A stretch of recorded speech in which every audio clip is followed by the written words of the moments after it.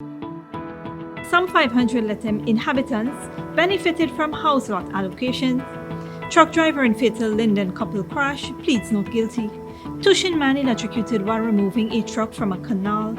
In the region, Venezuela opposition says it must rebuild after an electoral loss, and internationally, India floods, thousands evacuated to relief camps. Greetings and welcome to another edition of Channel 2 Headline News Update. I am Bibi Bacchus. Thank you for joining us. On Monday, some 500 residents of Lethem, Region 9, Upper Takutu, Upper Essequibo, benefited from house lot allocations at the Ministry of Housing and Water's 7th Dream Realized Housing Drive exercise. Colin Crowell, Minister of Housing and Water, and Susan Rodriguez, Minister within the ministry, led the allocation exercise, which was the first of its sort in the hinterland region. During a brief remark, Minister Cole said the government is not only distributing house lots, but is investing billions of dollars in community infrastructural development in new and existing housing schemes. The area that has been identified will, in the initial phase, we expect to spend at least $1.5 billion. And this includes the road network, drainage, the utility services that come with it. And of course, in part of our planning and layout, we also cater for new communities. As part of new communities, we'll have recreational facilities, future planning for schools, for children. And so the area identified is just off here in Lethem, and it's an area vicinity of called Poe Bridge. Some $94 million will also be spent on the construction of asphaltic roads and concrete drainage in Tabatinga. That area and Culver City scheme will also benefit from the installation of 48 streetlights. Further, under the Hinterland Housing Program, residents will benefit from full house and home improvement subsidies in 2 villages in each of the 5 sub-districts in Region 9. Minister Rodriguez stated that the administration is glad to have hosted its flagship housing program in the Rupununi region in keeping with its inclusive strategy. Well, the Ministry of Housing and Water is extremely pleased to be able to bring our flagship Dream Realized land allocation exercise to Region 9. And we are extremely proud of this accomplishment, especially because it is our first major outreach to a hinterland region. And so this is in keeping with our manifesto commitments. 1, in reducing our backlog of applications, making house lots available. 2, to ensuring that there is equitable distribution across the coastland as well as the hinterland, bridging that gap. And 3, and more importantly, making house lots available to low-income earners. The ministry is currently constructing its first regional housing office in Lethem. Minister Rodriguez said the building is about 85% completed and will also house the Ghana Water Incorporated office to improve service delivery within the region. Regional Chairman Brian Ollicock, Regional Executive Officer Carl Singh, Mayor of Lethem, John Macedo, and Permanent Secretary, Ministry of Housing and Water Andre Ali were also in attendance. The lorry driver who was involved in the catastrophic collision that killed a Linden couple appeared in court yesterday and was charged. Esther Sobers has the specifics.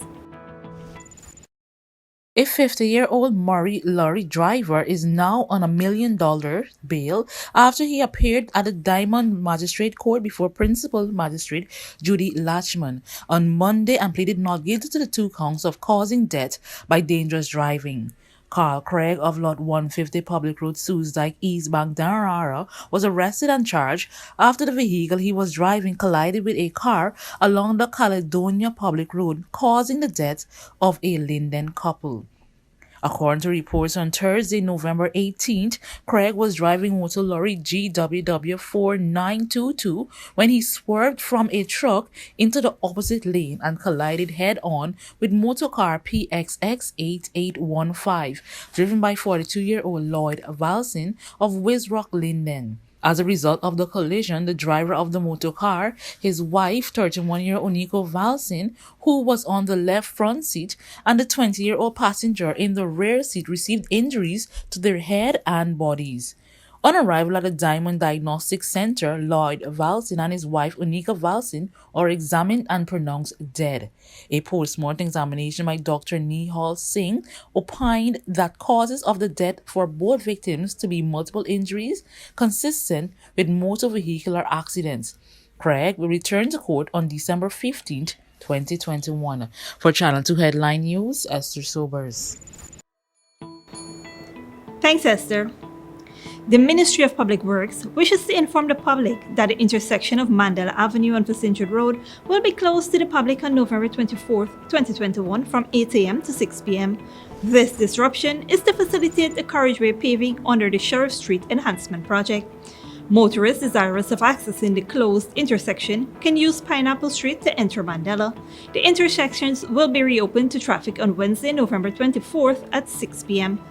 Pedestrians and motorists are asked to exercise caution and observe all the directional safety signs in the area. Meanwhile, the minister within the Ministry of Public Works, Indar Deodat, noted that persons are concerned about the road markings on Sheriff Street. He said upon completion, the road markings will have to cater for a cycle lane, turn-off, right-of-way, bus stops, etc. The diagrams are what is expected to be the final markings.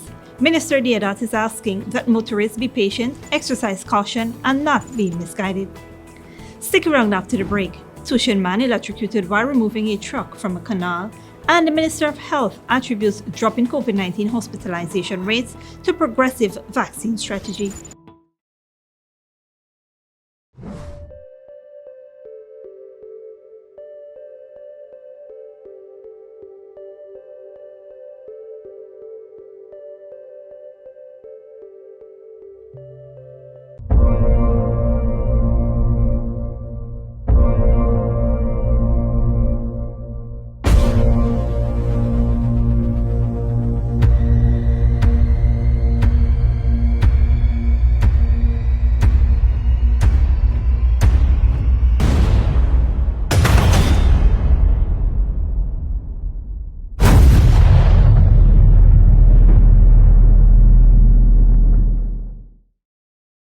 When you need money and you gotta get it fast, Creative Jewelry and Pawn Shop is the place for that confidential transaction in a quiet and secure location. You'll get the highest value per pennyweight for your gold and also enjoy the lowest interest rates and longest payback period too. Yes, for that instant transaction to solve a pressing financial problem. That Creative Jewelry and Pawn Shop, 46 Boyle Place, that's between the Ministry of Housing on Brick Dam and White Castle Fish Shop. Be your first and only choice. Creative Jewelry and Pawn Shop, safe and sound, solid and secure, always there for you. Telephone 231-7878 and 223-8955. For decades, milk has remained the same. Until now. Introducing the Great Dairy Full Cream Milk from Alabama Trading. Enriched with vitamins A to D and calcium to promote healthy teeth, strong bones, and vitality. Great Dairy Milk is delicious and fortified to encourage healthy cell growth within the body. No wonder it's the #1 brand of milk produced in Ireland. Now available nationwide in 400-gram packages at leading supermarkets and wholesale vendors. Distributed by Alabama Trading.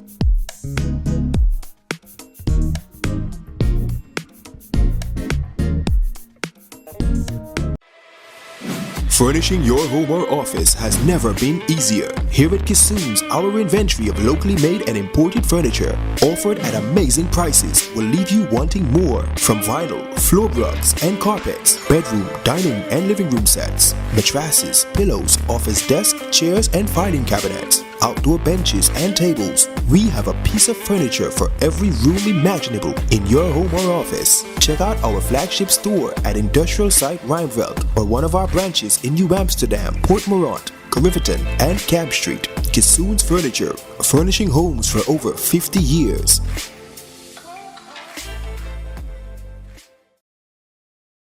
At John Lewis Styles, we carry only first quality men's and women's clothing, footwear, and accessories.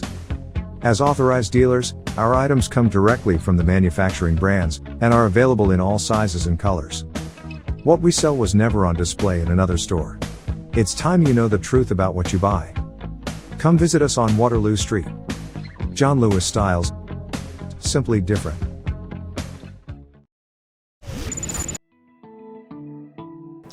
Welcome back.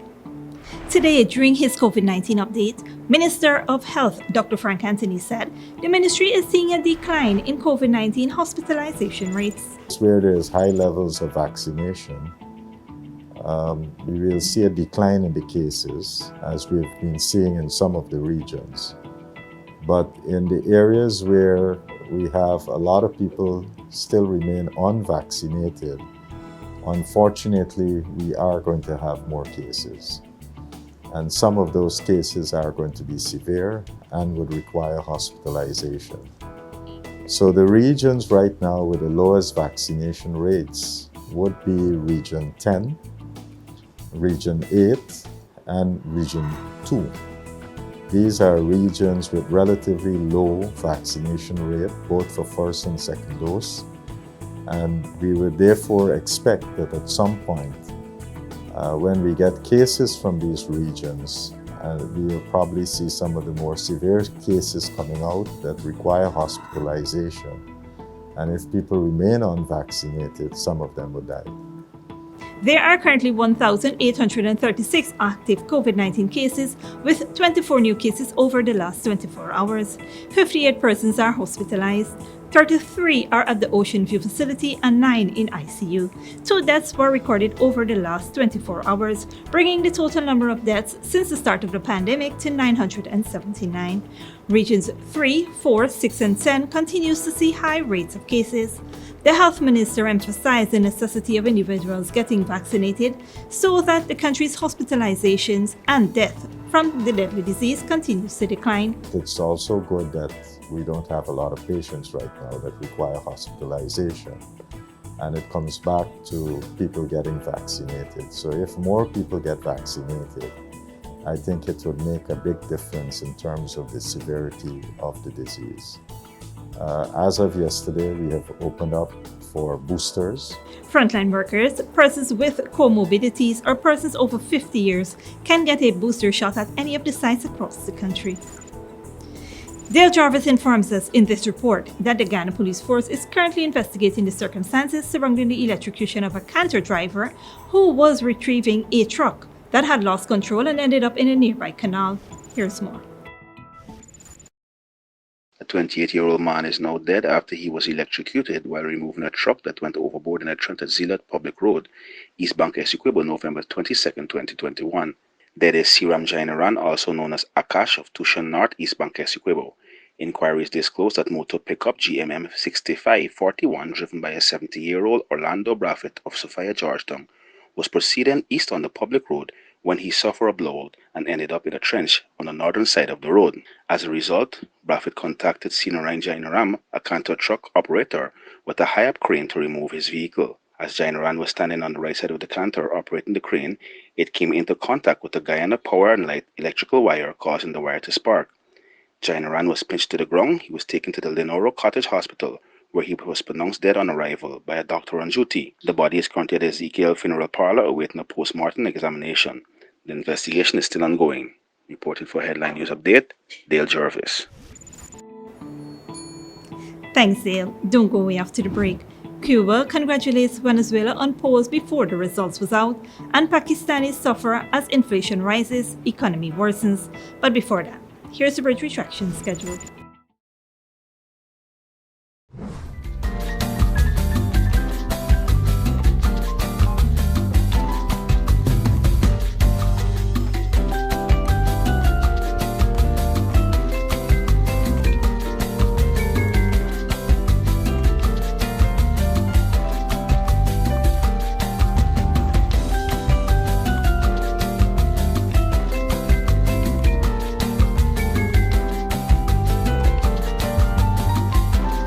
Smart Minds Educational Institute, offering preschool, nursery, and primary levels. Finally, a school that is every parent's dream. Located at 69 Crow Street, offering academic excellence, trained qualified teachers, small class sizes, personalized care, and one-to-one attention for your little ones. At Smart Minds, register for full-time or evening classes, daily practice pass exam papers for proficiency at the grade 2, 4, and 6 assessment, and CXE exam preparedness. Or join our Beccaphonics reading and writing program. So if your child is for preschool, nursery, or primary level, come to Smart Mind, located at 69 Street, or call 231-4885 or 600-9229 to enroll now.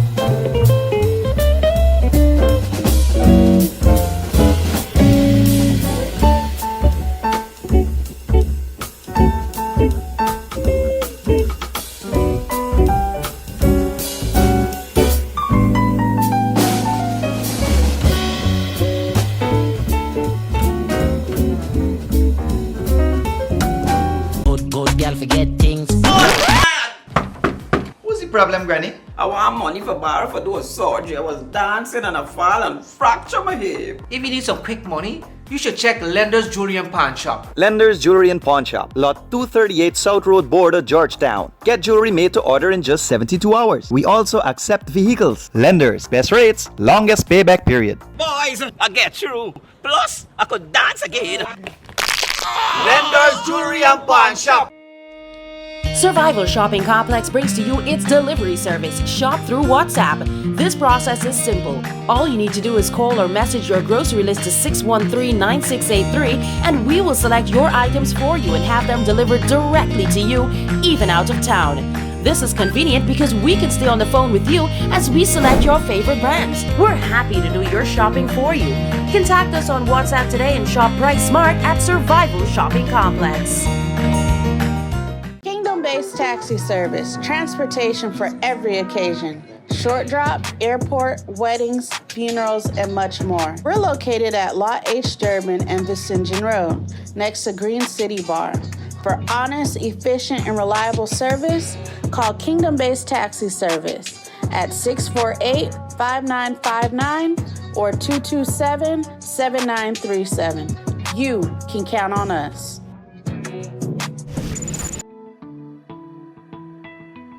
Welcome back. Now we take a look at news in the region and around the world. Venezuela's ruling party has won 20 out of 23 state governorship in regional elections, the first in 4 years in which the main opposition parties took part, official results show. In Sunday's election, opposition candidates won only 3 governorships with a turnout of 41.8%. However, before the results were revealed, Cuba congratulated Venezuelan President Nicolas Maduro, a close ally. The US said the elections were not free and fair. Government-critical media reported that some voters had been intimidated by members of violent pro-government gangs, but the National Electoral Council said that there had only been small and isolated problems. The EU Electoral Observer Mission is due to present its report on the election today.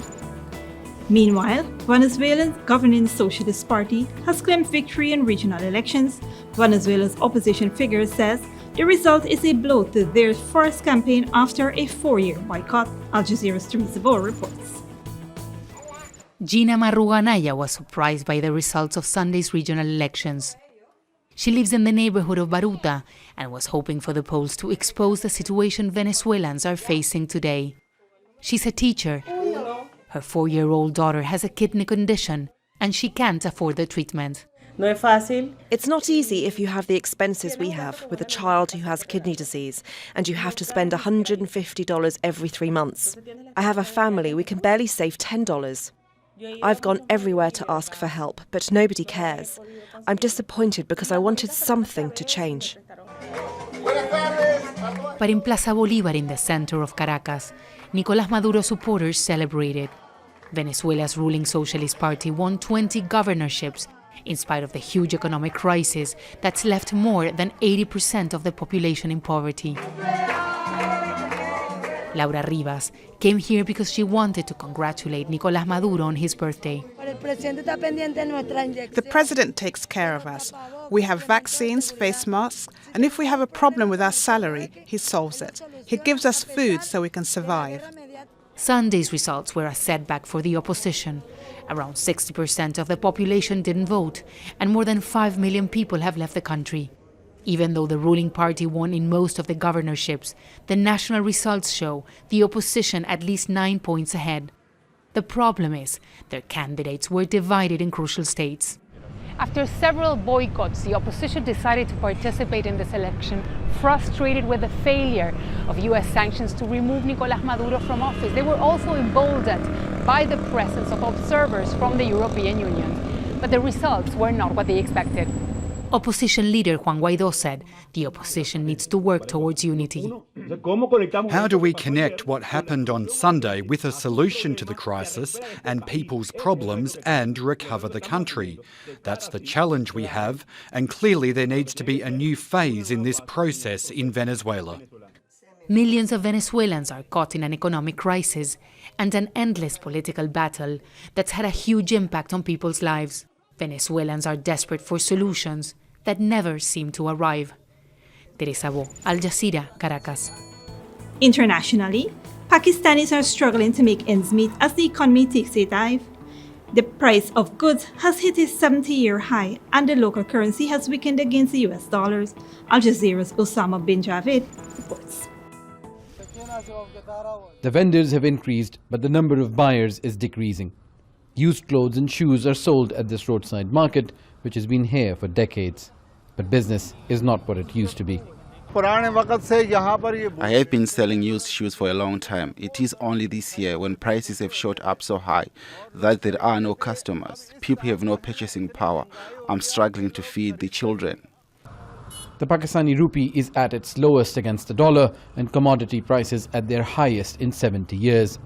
To keep the economy afloat, the government has borrowed from allies like Saudi Arabia, as well as loans from the International Monetary Fund. Facing a double whammy of austerity and inflation, people are complaining about essentials being too expensive, from food to fuel and utilities including electricity. I've had a lot of hope in Prime Minister Imran Khan's government, but we've been totally disappointed. Even people like us, who have never had to look for bargains in the street, are struggling to afford basics. Political parties in the opposition have called their supporters to the streets in protest against inflation and say they will march to the capital if the economy continues to decline. Pakistan's rate of inflation has risen in the last few years to 9.7%. In the last 3 years, the prices of basic food items have skyrocketed. A kilo of sugar now costs 90 cents instead of 35. A litre of milk costs 70 cents instead of 55. And the basic staple, a bag of flour, is at $3 instead of $2. The government says the price of wheat in Pakistan is half of what it costs in neighbouring India and Bangladesh, and it blames a global increase in oil prices for the surge in fuel and electricity charges. Currently, our country is in a state of hyperinflation. There are many reasons behind it, but one of the most important reasons and the most visible reason that one can identify is the incompetency of our government. Not the case, says the Prime Minister. Imran Khan blames the previous governments for the current economic troubles.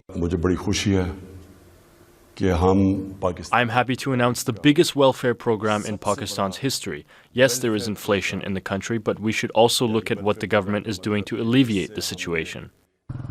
But near the Prime Minister's house, buyers and sellers in Islamabad's used items market say their incomes are no match for Pakistan's inflation. Osama bin Javed, Al Jazeera, Islamabad. And finally, rescue and recovery operations are continuing in southern India after devastating floods.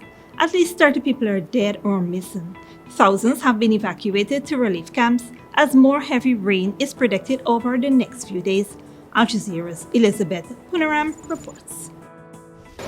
The southern city of Bengaluru has received more than 400 times the amount of rain it usually does in November. Flooding has led to the deaths of at least 24 people in the state of Karnataka, and thousands have been stranded. Emergency workers are using boats to rescue people from their homes. Sir, from last 15 days continuous raining is there. Heavy raining is from last 3 days, continuous rain. Now we are having nearly 8 blocks we are having. 603 flats were there. Nearly 3,000 people we are living here. In other parts of Bengaluru, many can't get into their homes. We can't go inside the house and there's too much water in front of it. All the groceries are inside and we've been outside the house since last night. Many people are concerned there could be more flooding as several lakes are overflowing. It's been more than 12 years since the lake became full, and this is the first time it's been overloaded, and the drains have become blocked. Now water is overflowing and it has rained very heavily too. The states of Andhra Pradesh, Tamil Nadu and Puducherry are also badly affected. Dozens of people, including rescue workers, have died in Andhra Pradesh, where the Indian Air Force is airlifting people to safety. Many parts of southern India are experiencing excessive rainfall. Environmentalists say unpredictable and extreme weather across South Asia is being driven by climate change and made worse by deforestation, the construction of dams, and excessive development. While the rain has eased in the worst affected state, Andhra Pradesh, people in Tamil Nadu are preparing for more heavy downpours. Elizabeth Puranam, Al Jazeera, New Delhi. And that is it for today's regional and international news. Here now is your 3-day weather forecast.